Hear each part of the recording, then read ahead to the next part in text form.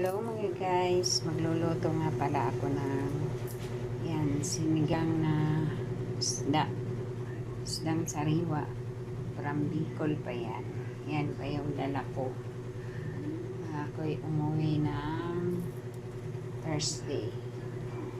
Ayan, dito ko nga pala lalagay. Ayan, diba? Kulong-kulo na siya. Guys, so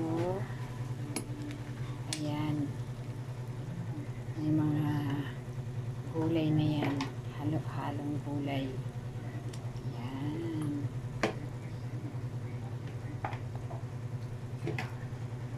yan ang gusto ng aking Junakis na si Michael Sabaw.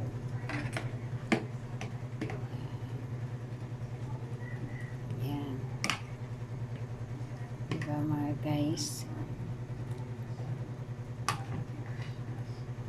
yan, sariwa-sariwa yan mga guys. Yan pa yung galing Bicol. Yan, takpan muna natin mga guys, mamaya babalikan natin after 15 minutes.